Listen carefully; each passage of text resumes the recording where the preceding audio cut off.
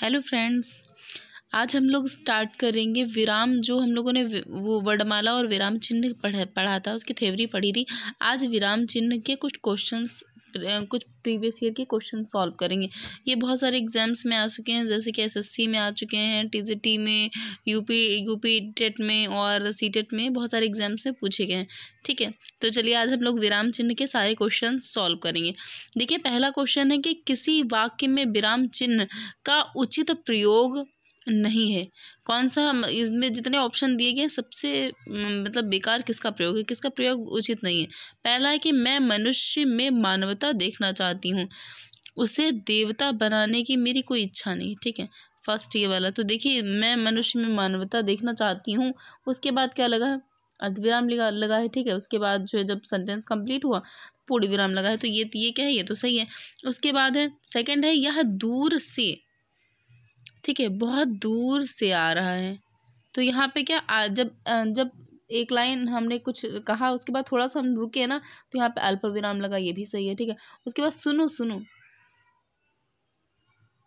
यहाँ पे क्या? सुनो सुनो, वह गा रही है। ठीक है, तो यहाँ पे क्या है? उसके बाद है फिर प्रिय महाशय, मैं आपके आभारी हूँ। तो इसका जो थर्ड वाला है, ये क्या है? ये गलत है। सुनो सुनो, ठीक है, यहाँ पे क्या है? दो बार ये एक्सक्लेमेशन का प्रयोग हुआ है। ठीक है, तो ये नहीं होगा। ठीक, यहाँ पे क्या होगा? या ये गलत है।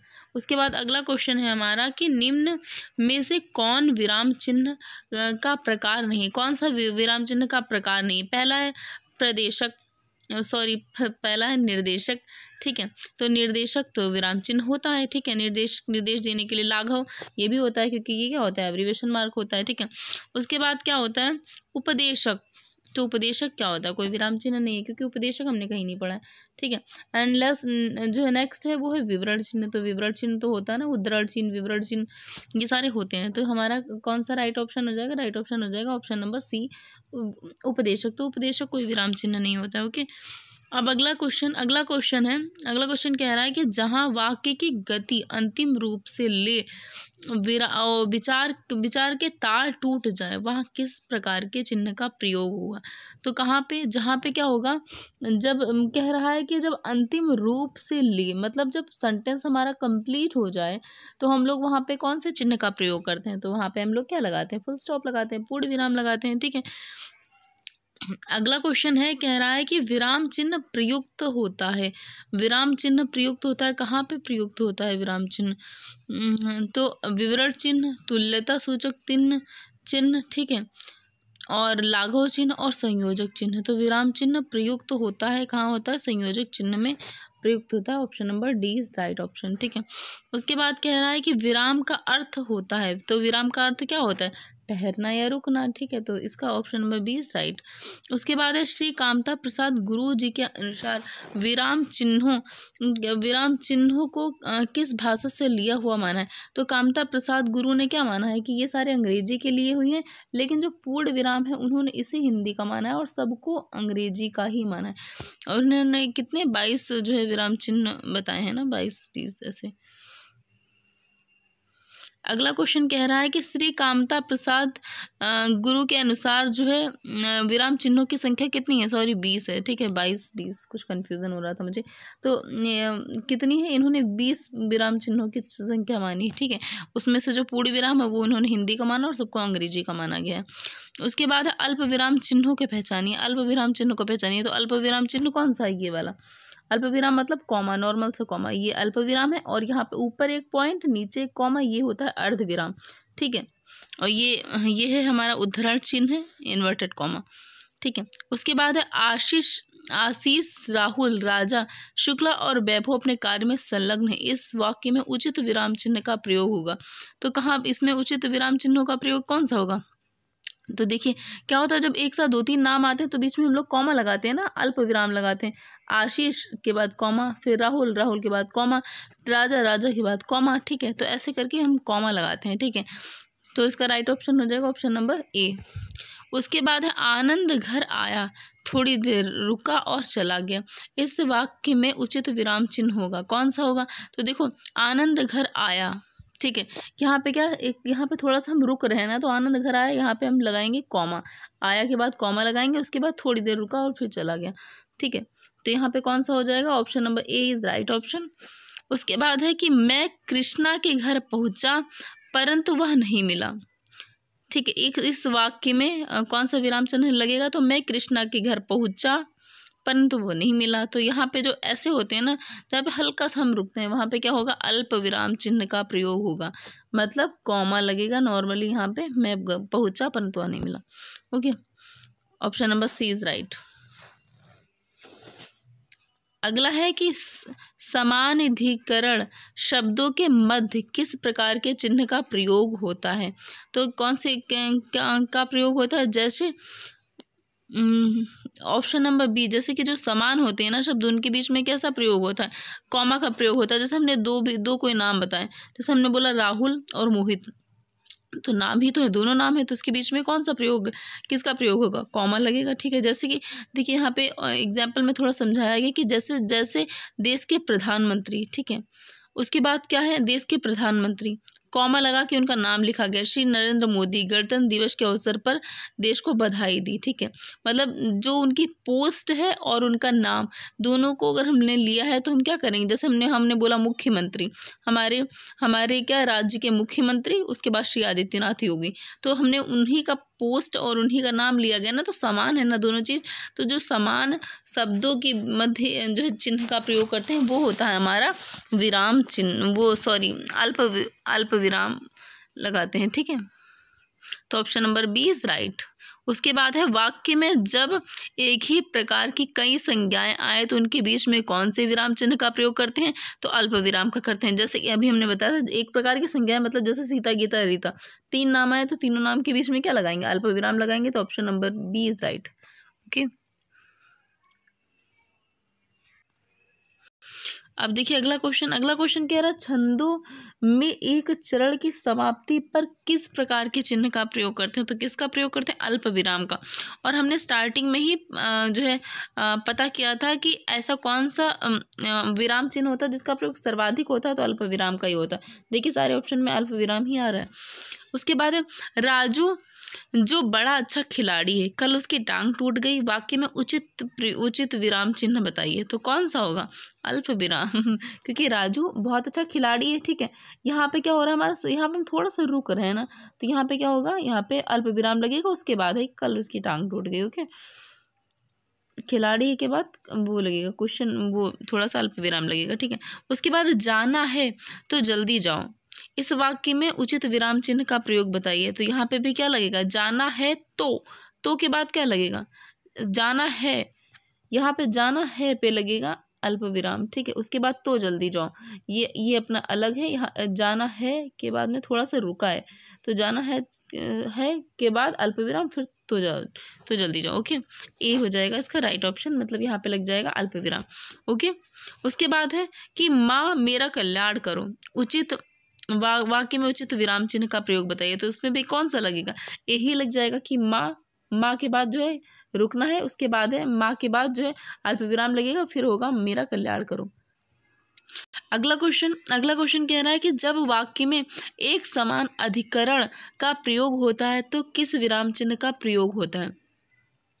तो देखिए जब एक समान अधिकरण का प्रयोग होता है, ठीक है, तो हम यहाँ पे क्या लगाते हैं, अर्ध विराम अर्ध विराम लगाते हैं। ठीक है, जैसे ऐसे पॉइंट और एक नीचे ऐसे करके। ठीक है, उसके बाद है मिश्रित तथा संयुक्त वाक्यों में विरोध का भाव प्रकट करने के लिए किस प्रकार के विराम चिन्ह का प्रयोग किया जाता है। मिश्रित और संयुक्त वाक्यों में क्या विरोध प्रकट करने के लिए किसका प्रयोग करते हैं, अर्ध विराम का, क्योंकि एक लाइन होती है और फिर जो है दूसरी लाइन होती है, उसके बीच में क्या लगाते हैं हम लोग, अर्ध विराम लगाते हैं। ठीक है, उसके बाद क्वेश्चन कह रहा है कि करणवाचक क्रिया विशेषण में किस प्रकार के विराम चिन्ह का प्रयोग करते हैं, तो किस प्रकार के विराम चिन्ह का प्रयोग करते हैं, तो यहाँ पे भी हम अर्ध विराम ही लगाते हैं करणवाचक क्रिया विशेषण में। ठीक है,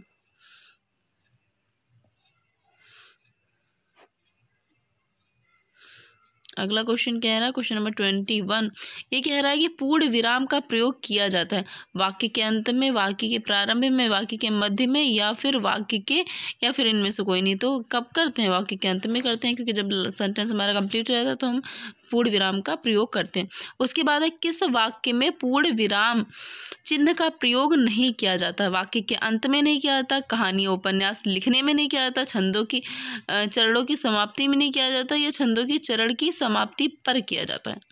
तो किसमें प्रयोग नहीं किया जाता है? तो छंदों की एक चरण की समाप्ति पर नहीं किया जाता है। ठीक है, जैसे कि एक दोहा का एक लाइन हमने लिख दी यहाँ पे, उसके बाद पूर्ण विराम नहीं लगाएंगे। ठीक है, जब क्या हो जाता है, जब पोएम या फिर कुछ भी होता है कंप्लीट हो जाता है तो हम लगाते हैं पूर्ण विराम। ओके, उसके बाद अगला क्वेश्चन कह रहा है कि तुम कब आओगे? इस वाक्य में उचित विराम चिन्ह का प्रयोग बताइए। तो तुम कब आओगे, तो इसमें देखिए कब क्या है, ये क्वेश्चन वर्ड है, मतलब क्वेश्चन पूछा जा रहा है तो प्रश्नवाचक चिन्ह का प्रयोग किया जाएगा। ओके, उसके बाद है, आहा तुम्हें पाकर कितना आनंद आ रहा है। तो उसमें क्या हो जाएगा, ये तो एक्सक्लेमेशन, मतलब ये एक्सक्लेमेटरी सेंटेंस है ना, विस्मयादिबोधक जो है वो सेंटेंस है। तो इसमें क्या होगा, इसमें विस्मयादिबोधक चिन्ह का प्रयोग किया जाएगा। तो यहाँ पे आहा के बाद एक्सक्लेमेशन साइन ऐसे करके लगाया जाएगा। ठीक है,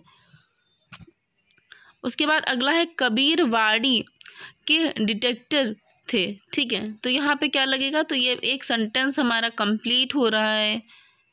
ठीक है, लेकिन इसमें क्या कहा जा रहा है, इसमें किसी के बारे में कहा जा रहा है, किसी के बारे में बताया जा रहा है। तो जिसके अगर किसी के बारे में बताते हैं, किसी के बारे में बात करते हैं, या फिर किसी की बात को जैसे उसने कहा वैसे ही लिखते हैं, तो हम क्या करते हैं, उद्धरण चिन्ह लगाते हैं। ठीक है, कोटेशन मार्क यहाँ पे लगाते हैं ऐसे करके, और ये ऐसे करके। ठीक है,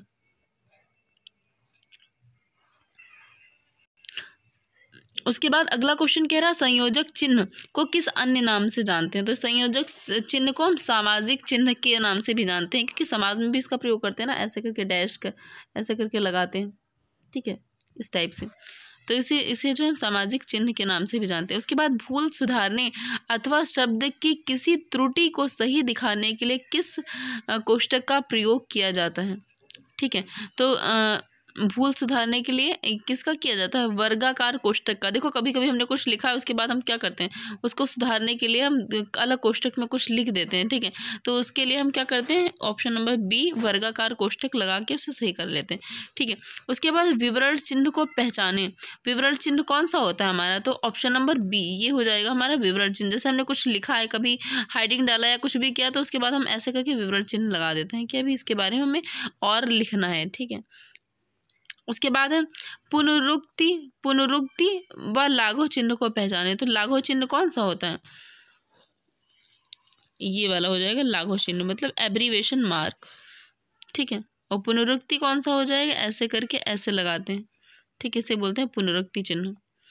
अगला क्वेश्चन है क्वेश्चन नंबर 30। क्वेश्चन नंबर 30 कह रहा है, पाद चिन्ह श्री कामता प्रसाद गुरु जी ने किस नाम से अभिविहित किया है? तो पाद चिन्ह को इन कामता प्रसाद गुरु ने क्या बोला, उन्होंने इसे जो है रेखा भी बोला है। ठीक है, रेखा बोला है। उसके बाद हंस पद किस विराम चिन्ह का एक और नाम है? तो हंस पद किसका नाम है? पूर्ण हंस पद किस विराम चिन्ह का एक और नाम है? तो देखो ये हंस पद जो है लोप विराम पूर्ण विराम, हंस पद जो है पूर्ण विराम का एक और नाम है। ये इसका सी का राइट ऑप्शन हो जाएगा। ठीक है, अगला क्वेश्चन कह रहा है कि तुल्यता सूचक चिन्ह को पहचाने। तो तुल्यता सूचक चिन्ह कौन सा होता है? तुल्यता मतलब इक्वल टू का साइन जो होता है ऐसे लगाते हैं, इसे बराबर भी बोलते हैं हम लोग, इसे तुल्यता सूचक चिन्ह बोलते हैं। ठीक है, जैसे पाषाण डैश का वो इक्वल टू लगा के पत्थर लिखा गया, मतलब पाषाण और पत्थर क्या होता है, एक ही होता है। बिंडोजा और इंद्र ये क्या होता है, ये एक ही होता है, बिडोजा इंद्र।